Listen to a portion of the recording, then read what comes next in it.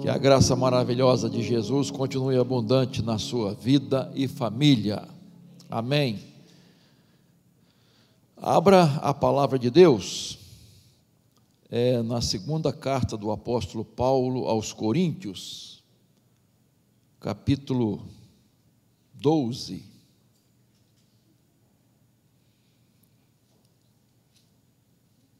Segunda Coríntios, capítulo 12.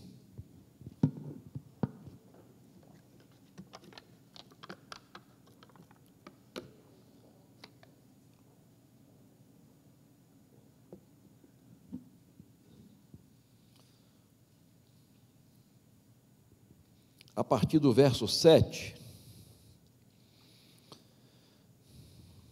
diz assim: e para que eu não ficasse orgulhoso com a grandeza das revelações, foi-me posto um espinho na carne, mensageiro de Satanás, para me esbofetear, a fim de que eu não me exalte.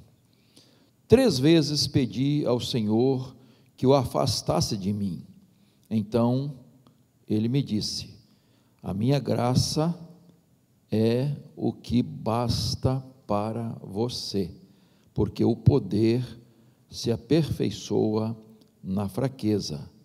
De boa vontade, pois, mais me gloriarei nas fraquezas, para que sobre mim repouse o poder de Cristo. Por isso, sinto prazer nas fraquezas, nos insultos, nas privações, nas perseguições, nas angústias, por amor de Cristo, porque quando sou fraco, então é que sou forte. Maravilhosa essa palavra do apóstolo Paulo, né? Palavra de Deus. Eu quero meditar com os irmãos sobre a pedagogia do espinho na carne. O que o espinho na carne nos ensina?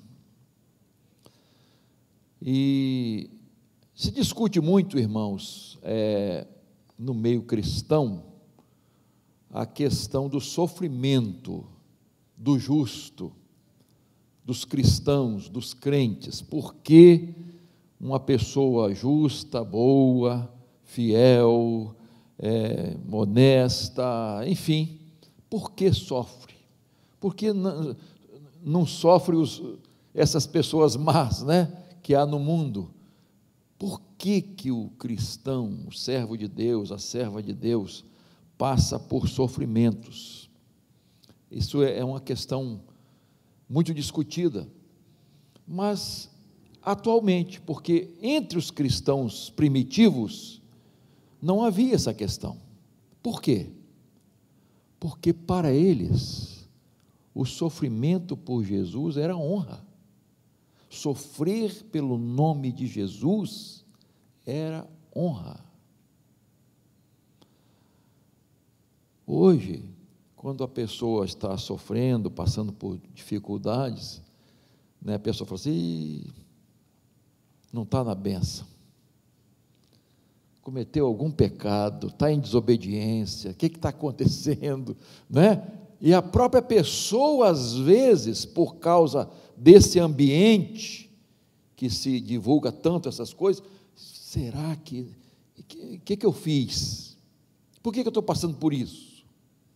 Né? Então fica se questionando e tentando achar alguma coisa que justifique aquele sofrimento.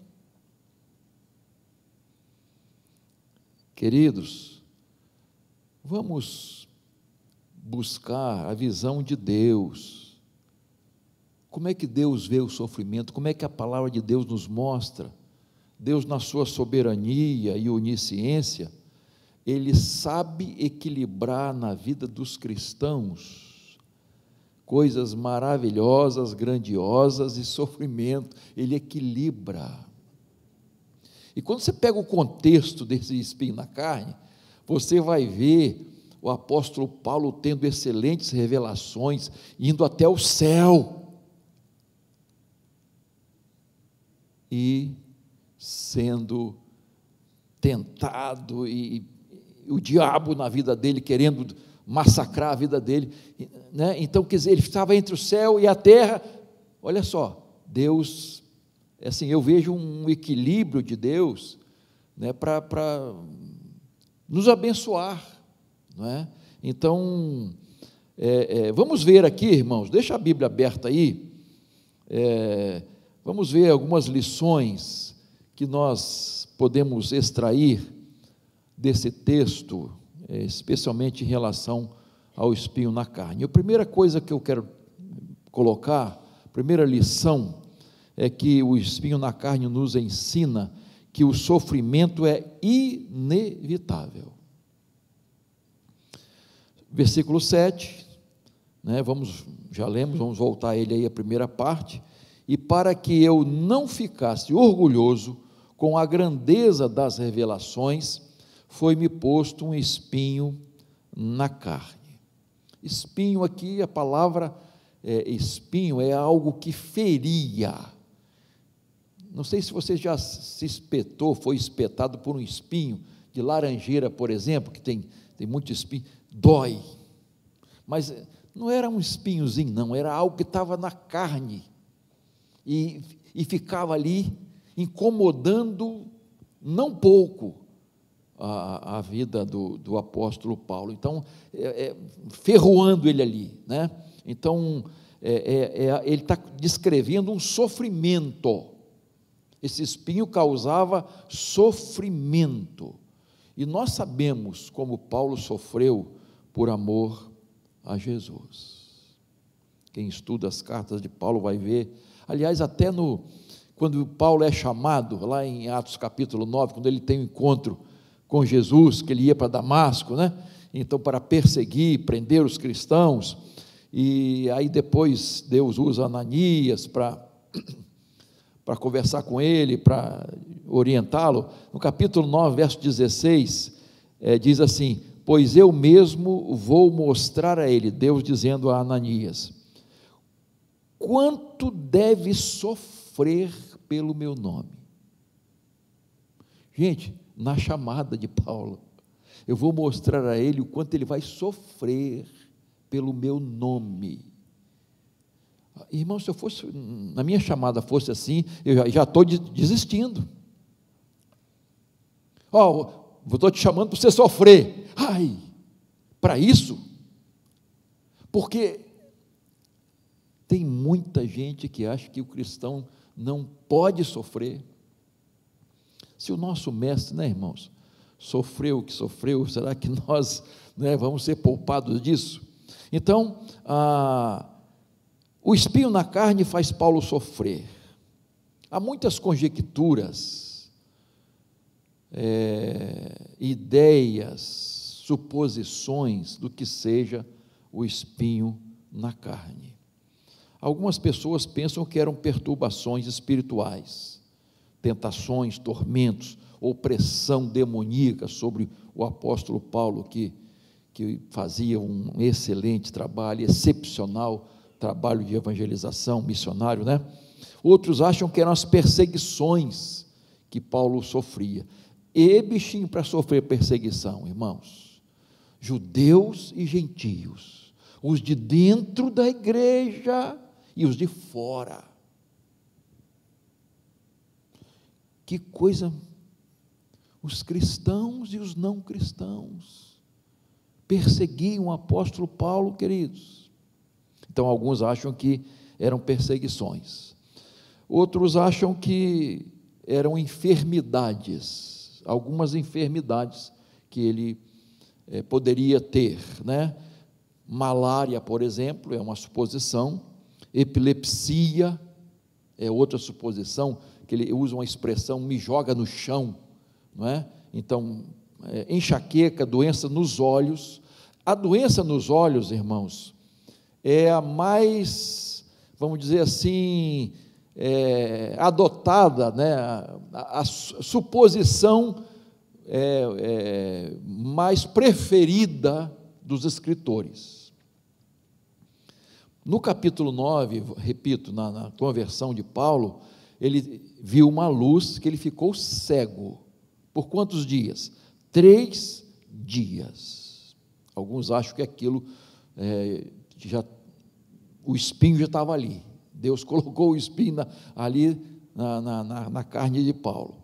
Mas lá em Gálatas, capítulo 4, verso 14, não sei se o nosso manobrista aí, está lá, e por mais que minha enfermidade na carne lhes tenha sido uma provação, vocês não me maltrataram com desprezo nem desgosto, pelo contrário, me receberam como anjo de Deus, como o próprio Cristo Jesus. E no versículo 15, a parte B, ele diz assim: se fosse possível, vocês teriam arrancado os próprios olhos para me dar.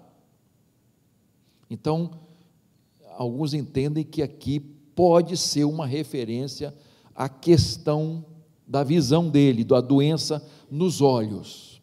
Gálatas capítulo 6, verso 11, nas saudações finais que ele faz, ele diz assim: veja com que letras grandes escrevi a vocês de próprio punho. Então, a dificuldade de escrever. Paulo, vocês sabem muito bem que ele usava o quê? Um copista, é chamado emanuense, né? Um escrivão, vamos botar assim, né? Que escrevia as cartas para ele ditava e esse secretário, esse escrevente escrevia. Tanto que lá em Romanos, capítulo 16, verso 22, diz assim, no finalzinho da carta: eu, Tércio, que escrevi essa carta, mando saudações no Senhor. Quem escreveu a carta aos Romanos? Tércio. Mas quem é o autor da carta aos Romanos? Paulo. Mas quem escreveu está ali, que foi esse emanuense, né? Esse copista que Paulo usava, escrivão, né? Qualquer escriba, sei lá o quê. Então, veja bem, hoje você vai escrever uma carta, raramente alguém escreve para você, ainda mais uma carta apostólica, né? Então, Paulo, assim, para alguns entendidos, tinha esse problema seríssimo nos olhos, a ponto dos irmãos, se pudessem, dariam os olhos a ele, né? Então, mas a Bíblia não afirma isso. A Bíblia não fala qual era a doença, ou qual era o espinho na carne. E tem uma máxima que diz que o que a Bíblia não revela com clareza, nós não podemos afirmar com certeza. O que a Bíblia não mostra, não revela com clareza, nós não podemos afirmar com certeza. Então fica aqui, né, nessas suposições, né, alguns textos dando assim mais a entender que era doença nos olhos, mas nós não podemos afirmar, tá? Então, eu acho que até nisso Deus tem propósito, porque eu posso ter um espinho na carne e você também, e se fosse especificado qual era o espinho, a gente não ia se identificar de alguma forma. Então, não sei qual o espinho que você pode ter na sua carne, algum tipo de sofrimento, que causa sofrimento, alguma provação, uma enfermidade, alguma coisa, algum problema familiar, que de uma certa forma traz dor, sofrimento, tristeza, pode se caracterizar como um espinho na nossa vida. Deus tinha um propósito para o espinho do apóstolo Paulo. Então, tudo que nos acontece, Deus tem um propósito na nossa vida. A gente não pode nunca duvidar disso. Inclusive, sofrimentos. A gente não gosta disso, né, irmãos? Alguém gosta de sofrer? Ninguém gosta de sofrer, sentir dor, né? mas, gostando ou não, a gente, gostando dessa afirmação que eu vou fazer, mas eu acho uma verdade, que Deus tem na agenda dele, para cada um de nós, sofrimentos. Aí você tente conviver com isso aí. Segunda coisa que eu destaco aqui, irmãos, o espinho na carne nos ensina que o sofrimento é indispensável. Volta ao verso 7, e para que eu não ficasse orgulhoso com a grandeza das revelações. Então veja aqui, para que propósito? Deus estava agindo, tinha um propósito, né? Às vezes alguém diz assim, você não tem que perguntar por quê, mas para quê você está passando por isso, né? Então, primeiro, para quê? Para evitar orgulho, para que eu não fosse orgulhoso, para que eu não me exaltasse. Deus tinha um propósito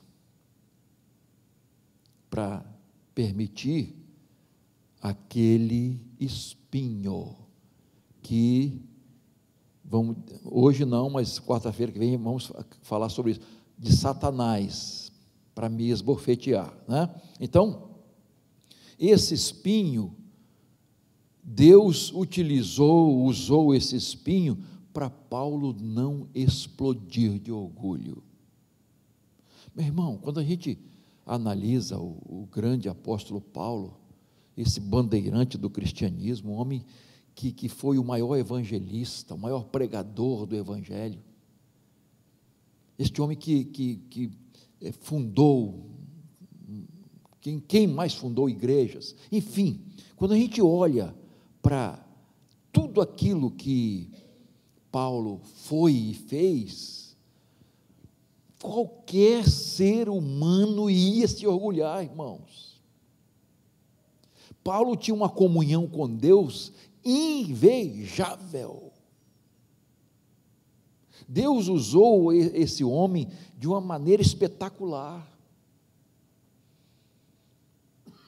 E aí, irmãos, o ser humano, por natureza, ele quer se orgulhar.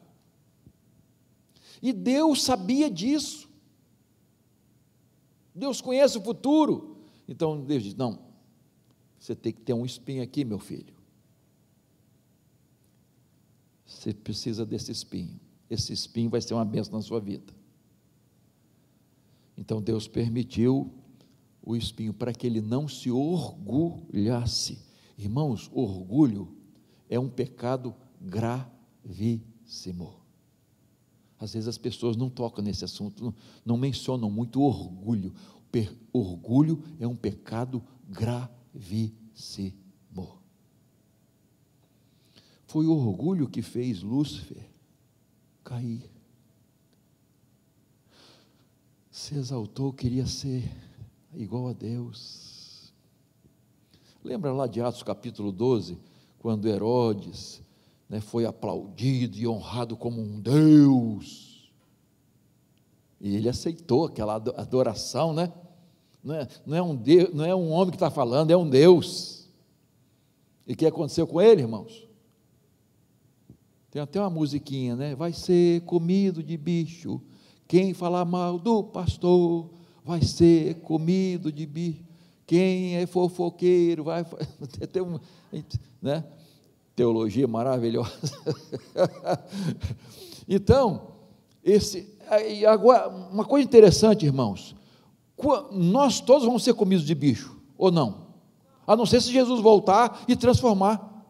Então, naturalmente, depois que a pessoa morre, ela vai ser, irmãos, de vez em quando lá, né, uma rolinha bate na vidraça, morre e a gente, né, não vê e tal, quando vê, está cheio de bichinho já.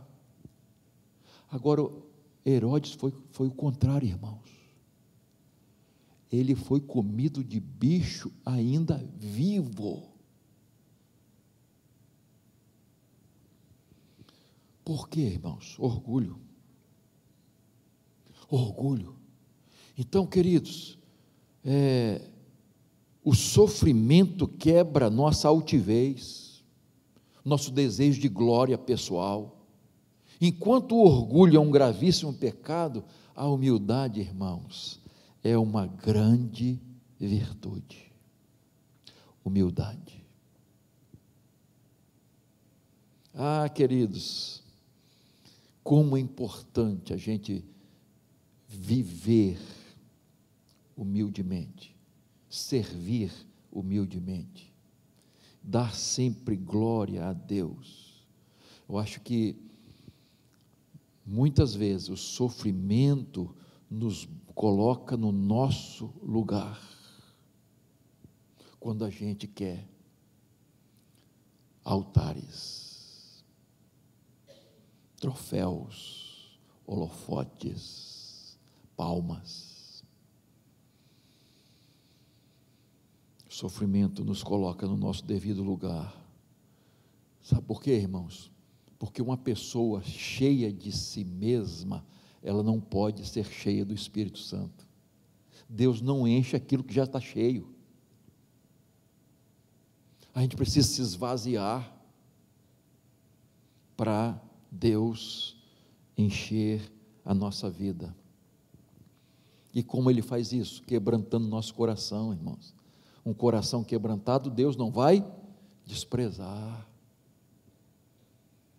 Deus quer corações quebrantados, e o sofrimento quebranta nosso coração.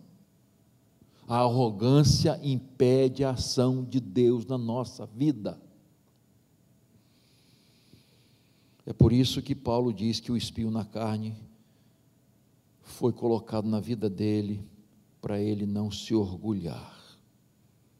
Ele sofria por causa disso, para ele sempre ser humilde. Provérbios 16, 18, diz assim, você conhece esse versículo: antes da ruína vem a soberba, e o espírito orgulhoso precede a queda. Quando alguém começa a se orgulhar, a queda. E eu me lembro logo, quando eu penso nesse versículo, de um famoso cantor, que não vou nem citar mais o nome dele, que já citei aqui uma vez, que se achou muito melhor do que os outros e declarou isso. Triste demais. Eu não sou como esse. Olha, que tristeza, igual aquele que foi orar lá, né? Eu não sou como esse aí, o fariseu, né? Não sou como esse aí e tal, eu faço. Ele se achou, e a queda veio, e eu acho que até hoje, ele está voltando aí, mas até hoje, acho que nunca mais vai alcançar a fama que tinha, as glórias que tinha, porque buscou glória para si mesmo. E eu não estou aqui para julgar ninguém, mas só estou assim, falando um fato que é de conhecimento de todos vocês. Provérbios 29, 23, o orgulho do ser humano o abaterá, mas o humilde de espírito obterá honra. Mateus 18, 4, portanto, aquele que se humilhar como esta criança, esse é maior no reino dos céus. Jesus usando a figura, né, de uma criança. Mateus 5,3, que é as bem-aventuranças: bem-aventurados os pobres de espírito, porque deles é o reino dos céus. Pobre de espírito, no sentido de humildes, deles, né, o reino dos céus. Tiago 4,10, humilhem-se diante do Senhor, e Ele os exaltará. Filipenses capítulo 2, não precisa abrir, mas Paulo diz que Jesus se esvaziou de si mesmo, tornando-se gente como nós, né? E humilhou-se, deixou a sua glória, toda a sua exaltação, e humilhou-se. E ele então diz: nós precisamos seguir o exemplo de Jesus. Jesus é nosso exemplo maior de humildade. E nós então entendemos, irmãos, que um dos objetivos que Deus tinha para permitir aquele espinho na carne de Paulo, não é? E ele mesmo diz isso, é para que ele não se exaltasse, isto é, que ele fosse humilde. Procuramos ser humildes, irmãos. E o sofrimento também é indispensável, irmãos, para nos levar à oração. O verso 8 diz: 3 vezes pedi ao Senhor que o afastasse de mim. Então, eu entendo aqui que o sofrimento levou Paulo à oração, levou Paulo a se manter de joelhos diante de Deus, para ele estar de pé diante dos homens. Oração. Nós não sabemos o tempo, irmãos. Ele diz que orou 3 vezes, depois Deus falou o que lemos aqui no versículo, né? A minha graça te basta. Então, nós não sabemos o tempo que levou de uma oração a outra, a primeira, a segunda, a terceira, e aí depois Deus, a minha graça te basta. Não sabemos o tempo que levou. Meses, 1 ano, 2, 3, não sei, a gente não sabe, mas vemos Paulo orando especificamente por esse espinho. Oração, irmãos, perseverança em oração. J.I. Packer, ele diz assim: se eu passar 40 anos orando a Deus e não tiver nenhuma resposta, já terá valido a pena, pois passei 40 anos em comunhão com Deus, na dependência dEle. Entendeu? Passei esse tempo todo orando, mas não tive resposta, mas já fui abençoado, porque eu passei esse tempo em oração, mesmo que Deus não tenha me respondido como eu esperava, mas eu passei em oração. Então, só o fato de estarmos em oração já é uma bênção, irmãos, em comunhão com Deus, tá? Se todos os nossos problemas fossem resolvidos rapidamente, irmãos, que você ora, você é atendido, você ora, você é atendido, será que nós seríamos perseverantes em oração, irmãos? Será que nós estaríamos sempre aos pés do Senhor? Será que nós seríamos dependentes de Deus? Eu vejo aqui que Deus está mostrando a Paulo o quanto ele deveria ser dependente. Era um homem poliglota, um homem preparado, um homem dependência de Deus. Às vezes nós nos achamos, irmãos, nós nos achamos. Eu tenho um escritor, eu não lembro quem foi, estou lembrando disso agora também, nem botei no meu esboço aqui, que fala que Moisés teve 40 e 40, né? 40 anos no Egito, 40 anos no deserto, 40 anos guiando o povo de Deus, né? Então, 40 anos achando que era alguma coisa, 40 anos no deserto, entendendo que ele não era ninguém, não era nada, e depois 40 anos, o que podemos ser quando Deus nos usa, quando estamos nas mãos de Deus. Então, o deserto é para a gente entender que nós não somos nada, que nós somos dependentes de Deus, e só no deserto a gente vai compreender isso com profundidade, só na luta, na tempestade, na provação, nas dificuldades, nas aflições. Depender de Deus, confiar em Deus. Teve uma ocasião que Jesus disse, ensinando aos discípulos, que dificilmente um rico entraria no reino dos céus, né? Dificilmente. Até foi usada aquela questão do camelo passar no fundo de uma agulha, que se discute muito né? Há várias possibilidades, né? Então, mas os discípulos entenderam assim, então como é que vai ser? O rico não vai ser salvo. Há uma impossibilidade. Por quê, irmãos? Não confiar em Deus, não depender de Deus. Confiar o quê? Qual o contexto ali? Confiança em Mamon, nas riquezas, no dinheiro. Uma pessoa que confia no dinheiro, não confia em Deus. Ela não aprende a depender de Deus. Por isso que eu acho que Deus impede que muitos crentes sejam ricos, irmãos. Porque Deus vê lá na frente, irmãos. Não me dê a riqueza nem a pobreza, mas me dá aquilo que é necessário para viver confiando, dependendo do Senhor. Irmãos, como isso é importante, não é? Então, oração é uma declaração de dependência de Deus. Quando nós oramos, nós estamos dizendo, Senhor, nós dependemos do Senhor. Eu preciso do Senhor. É uma declaração de fé em Deus. Então nós precisamos, irmãos, perseverar em oração. Eu acho que essa é uma lição muito importante para cada um de nós. Nós precisamos aprender a perseverar em oração. Perseverar, e só isso, só entre aspas, já é uma grande bênção, a gente perseverar.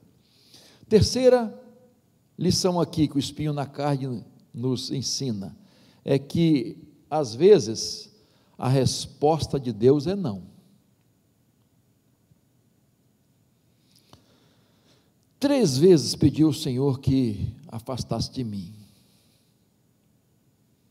e Deus não atendeu o pedido de Paulo. Mas ele não era um homem de fé, irmãos, um homem de oração. Mas nem tudo que nós pedimos está de acordo com a vontade de Deus, os propósitos de Deus. A gente simplifica as respostas de Deus em sim, não e aguarde, espere. A gente não gosta nem do espere, quanto mais do não, né? A gente quer sim, sim, sim, que Deus sempre faça, né? Isto atenda a nossa oração. Mas às vezes, irmãos, Deus diz não. Deus diz não, porque nem tudo que pedimos a Deus é da vontade dEle, nos conceder. E a Bíblia diz que nós não sabemos orar como deveríamos. Tem algo que nós achamos que é bênção, mas vai ser uma maldição na nossa vida. Tem algo que nós queremos muito, mas não sabemos das consequências daquilo, como aquilo vai se desenrolar na nossa vida. E Deus vê o amanhã, Deus vê o futuro. Então Ele é como um pai que um filho pede uma coisa, você sabe que aquilo ali não vai ser bênção para ele, não vai ser bom, ele vai se cortar, vai fazer isso, vai fazer aquilo, porque não tem maturidade ainda. Então Deus não dá, porque Ele vê o futuro. Então nós não sabemos o que pedimos. Às vezes, repito, a gente acha que aquilo vai ser uma bênção, mas não vai ser, irmãos. Não vai ser, né? E Deus às vezes diz não também, porque Ele tem coisa melhor para nós. E eu tenho grandes exemplos na Bíblia, não vou entrar nisso hoje. Outro dia eu faço esse estudo, né? Quando Deus diz não, qual os propósitos de Deus quando Ele diz não? Ele disse não para vários servos de Deus. A gente vai ver isso em outro dia. Mas aqui Deus não atende Paulo, diz não. Diz não. E no decorrer, eu já falei que a gente não sabe quanto tempo levou, de um não para o segundo não, para o terceiro não, né? E Deus ficou, não disse nada. Às vezes o silêncio de Deus diz muita coisa, irmãos. Existe uma grande diferença, irmãos, entre perseverança e teimosia. Tem crente que é perseverante, mas tem crente que é teimoso. Às vezes Deus nos atende quando perseveramos em oração. Lucas 18:1, você conhece a parábola do juiz iníquo, injusto, né? E ele começa assim: Jesus lhes contou uma parábola para mostrar que deviam orar sempre e nunca desanimar. Aquela viúva, aquela senhora insistente, pedia que para sua causa, para me livrar dessa senhora, né? Um juiz iníquo, que não amava a Deus, nem respeitava os outros, não queria saber de ninguém. Ele acabou atendendo. E o nosso Pai, queridos? Né? E a parábola vai falando, o texto vai falar sobre isso. Mas há crentes teimosos, irmãos. Nós sabemos, na palavra de Deus, irmãos, a vontade de Deus está aqui revelada na Bíblia. A vontade de Deus, o que Deus quer para nós, o que Deus quer para a igreja, para o seu povo, para os seus servos, está aqui. Nós temos que conhecer a Bíblia, nós temos que ler a Bíblia, estudar a palavra de Deus. Tem gente saindo em busca aí de revelações, para não sei quem mostrar a Deus. Eu tenho uma irmã que é de uma igreja, que eu não vou citar, não gosto de fazer isso, né? Que a base não é o que a Bíblia diz.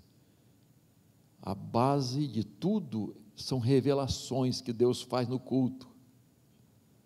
Então, todo culto tem revelação. O Senhor me revelou que o pastor Geraldo e a Ana Paula, é para mim, isso se encaixa.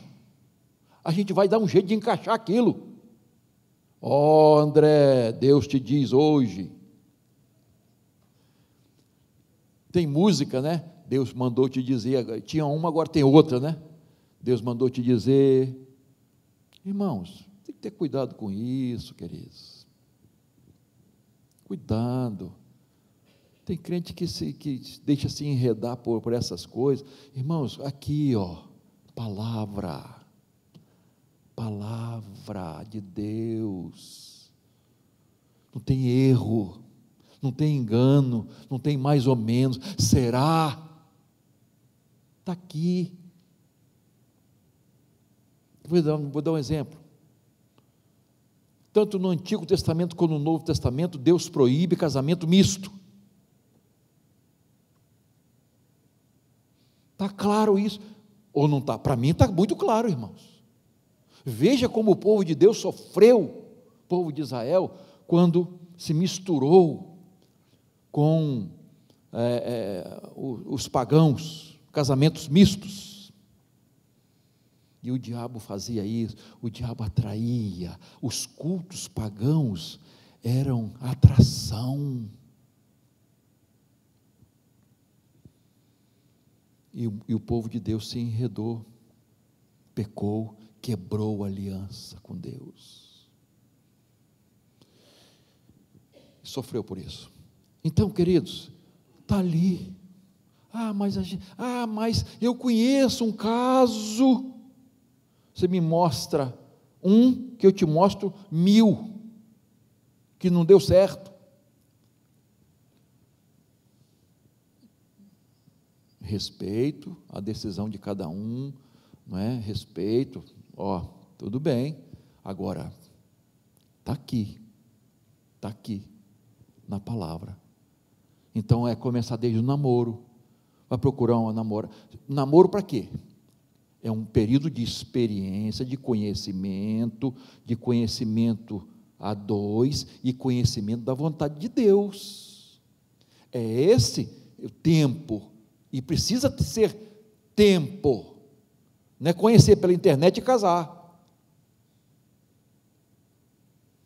Mas eu conheço um caso que deu certo. Pela misericórdia de Deus. Quantos deram errado? Então, irmãos, a gente Está aqui. Eu vou insistir com Deus com isso. Por quê? Porque eu vou arrumar desculpa para desobedecer a palavra de Deus. Então tem crentes teimosos. Precisamos obedecer, ser mais obedientes. E por último aqui, quarto lugar, o espinho na carne nos ensina que há coisas que nós precisamos aprender a conviver com elas. Paulo pediu para que o Senhor afastasse o espinho na carne, e a resposta, vamos dizer assim, foi não. Versículo 9, a minha graça é bastante para você.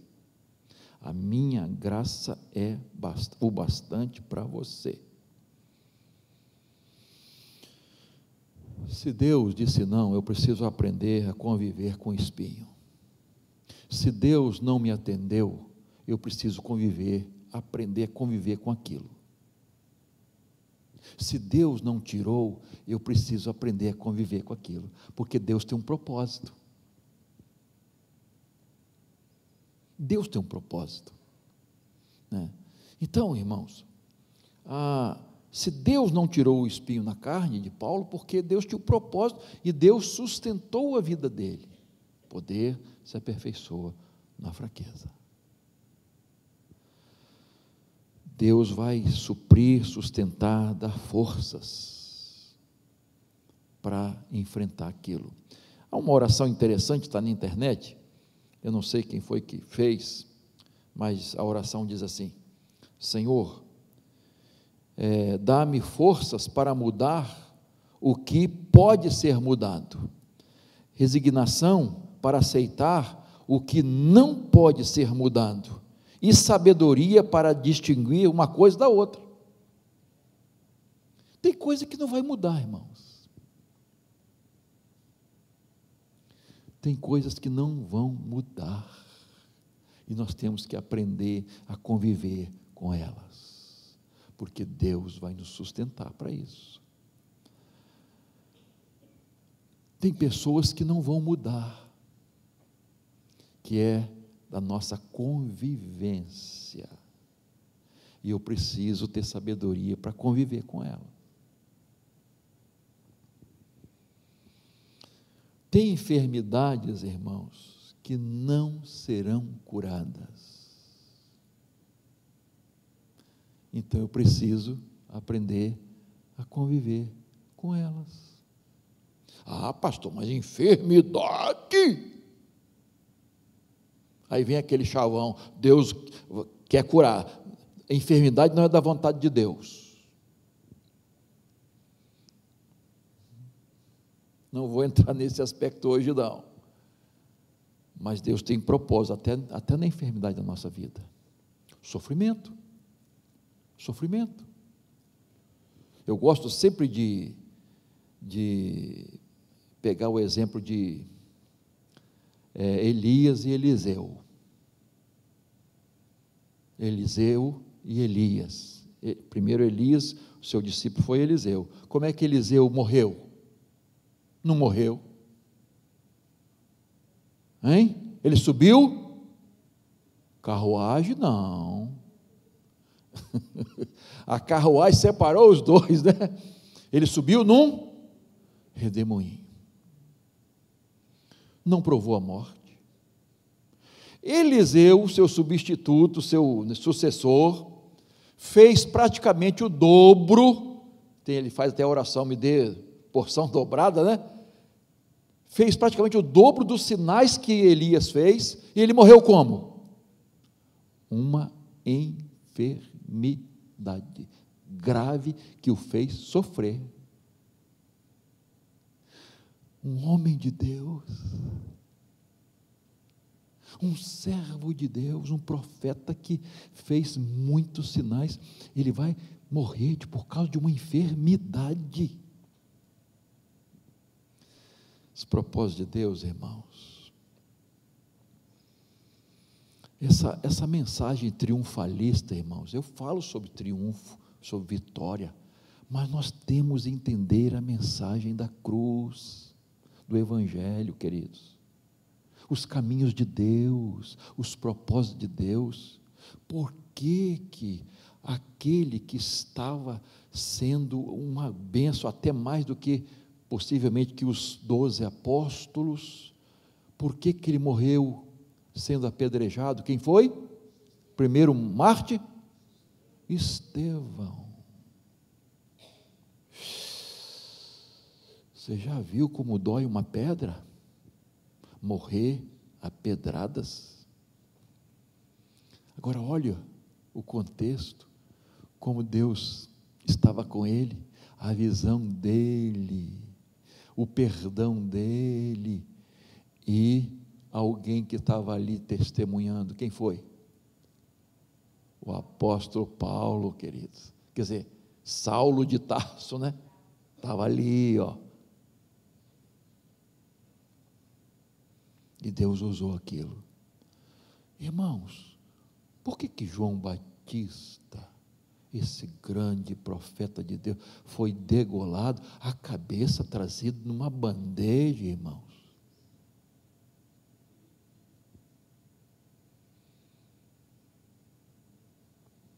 Atos 12, Tiago é morto ao fio da espada, executado, e Pedro, maravilhosamente liberto da prisão. 2 apóstolos, no mesmo contexto. Propósito de Deus. Propósito de Deus. Hebreus 11, eu vou parar aqui, que isso aqui nem está no meu esboço.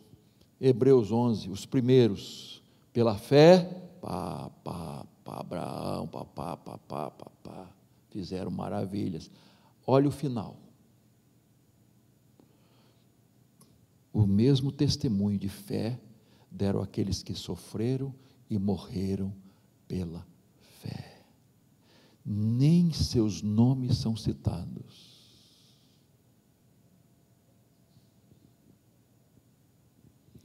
E há como é que chama? Um parêntese. Homens que o mundo não era digno deles. São coisas maravilhosas que a gente vê na Bíblia, irmãos. Então, nós não temos que questionar. Às vezes Deus vai explicar, outras vezes não. Deus vai responder, outras vezes não. Responder assim, no sentido, Ele não vai dar a resposta que a gente espera. Deus não deixa nenhuma oração sem resposta. Às vezes é não. Às vezes é guarda, isso aguarde aí, ó. Espera. 40 anos. Espera, persevere. Não é? Então, queridos, Jó teve, eu não estou lembrado agora quantas perguntas ele faz, mais de 30 perguntas, e Deus não dá uma resposta para ele, pelo contrário, faz perguntas a ele, que ele não sabia a resposta, ele fica maravilhado. Queridos, há certos espinhos que nós vamos ter que conviver com eles. Você pode mudar alguém? Marido, você pode mudar sua esposa? Esposa, você pode mudar seu marido? Você pode mudar o temperamento de alguém?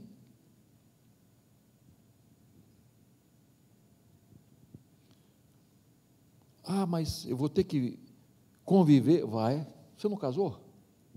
Agora, meu amigo, aguenta. Tem um autor brincando, né? Acho que foi esse que escreveu um livro sobre sogra, Irlande Pereira de Azevedo, está com 80 e poucos anos pregando em vários eventos de pastores, congressos e tal, e ele tem um livrinho sobre isso. Ele não sei se foi ele que falou, mas alguns acham que o espinho na carne de Paulo era a sogra dele. há certos espinhos que nós vamos ter que aprender a conviver com eles. Tem jeito. Tem enfermidade que você vai ter que tomar remédio a vida toda. Eu tomo remédio de pressão. A única coisa que remédio que eu tomo é esse. Pressão, de manhã e à noite. Ué, qual o problema? Ah, mas Deus não é bem assim. Não é bem assim. Há coisas que Deus permite que permaneçam na nossa vida, porque Ele tem algo a nos ensinar. Ele tem propósito. Então nós temos que aprender a conviver. Vamos parar por aqui, quarta-feira eu continuo. 4 lições que aprendemos com espinho na carne. Primeiro, o sofrimento é inevitável. Segundo, o sofrimento é indispensável para evitar o orgulho, para nos levar à oração. 3, às vezes a resposta de Deus vai ser não. Aceite pela fé, o não de Deus é bênção para a nossa vida. E há coisas que nós vamos precisar aprender a conviver com elas, para a glória de Deus. Amém?